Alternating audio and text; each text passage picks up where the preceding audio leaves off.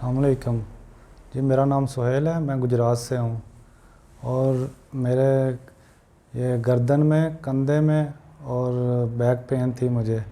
तो मैंने बहुत से ट्रीटमेंट करवाए हैं, जेलम से, पिंडी से।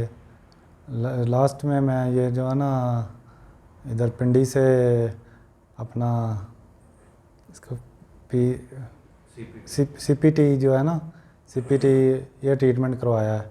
तो इससे अल्हम्दुलिल्लाह मैं बहुत बेहतर हूँ।